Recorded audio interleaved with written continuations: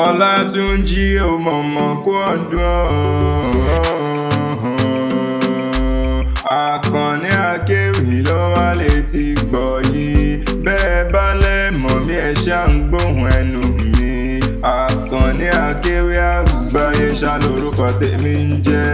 Ọlátúnjí tí ń sọjọ́ bí lónìí ó kú ọdún. Ọmọ wọn ní Ilorin Afonja tí ń sọjọ́ bí lónìí. Mo ní ó gbéra lẹ̀ kó dìde. Torí àyájọ́ ọjọ́ òní ni wọ́n bí ọ sílé ayé o. Ọjọ́ abíní ni mò ń rí o. Ọjọ́ tẹ́nìkan lè fẹnu ṣàlàyé ìhà tí mọ̀mọ́ dojúkọ. Abdulrahman ẹni bá ní òkú olúwa rẹ̀ ní òkú lọ́lọ́run ọba. Ìwọ ò ní kánjú kú bẹ́ẹ̀ ni ò ní dààmú nílé ayé tó wá. Ọlátúnjí o Hafiz Abdulrahman ni mo ń ké sí. Mo ní ó mọ̀ rìn kó mọ̀ yan fàǹdà ni. Òní ló ní jẹ́ ẹni abẹ lọ́wẹ́. Òní ní sọjọ́ bí rẹ̀ olórí ọmọ. Àìsàn wá ní kàn ọlọ́run ọba mi ò kú ní jẹ́ òkánjú kú. Láṣẹ Elédùmarè ọba orí gangan Látúnjí o. Àyànfẹ́ rẹ ló gbé mi wá bí o. Àyọ̀káde ló gbé mi wá. Ó ní Akanni Akewi dákun gbéra lẹ̀ kó dìde. Wá bá ń kọ́kọ́ mi dáadáa. Àyànfẹ́ mi ni èèyàn pàtàkì tí mo bá ròde ni. Àmọ́lẹ́wà Hafiz ẹlẹ́yinjú ẹ̀jẹ̀. Wọ́n á bí wa tó tún bí àdàbà ṣá ni mo pé ó bá ń kí o. Ìwọ ò wá ní kú fọ́tayọ. Ìwọ ò wá ní báwọn fọjọ́ lọ́jọ́ lọ. Ìwọ ò wá ní báwọn kú ní rèwerèwe. Wàá dàgbà wá bẹ́gbẹ́ pé wàhálà lóòjọ́ ni. Àwọn òbí rẹ máa jèrè rẹ ni. Ìwọ náà máa jèrè ara rẹ. Wọn ò kú ní máa sáré rẹ. Wàá dàgbà wá dògbó nílé ayé.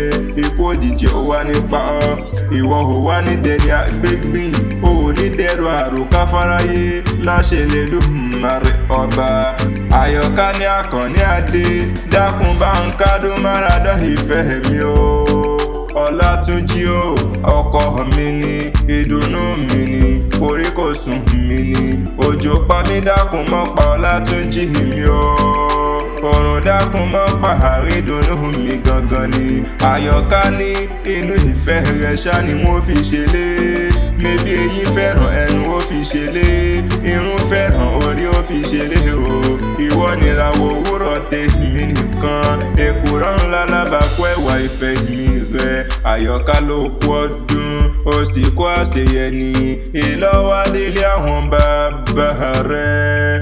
Ọlátúnjí jẹ́ àrèlé o. Hafiz dákun jẹ́ ń bá ọdẹnu gádé ní àwọn bàbá tí wọ́n gbé bí ọlọ́mọ gangan ni. Mébí wọ́n lọ́mọ Ilorin Afonja ẹnu dùn ju ìhàn tí ń jẹ́ mọ́rìnlé wá.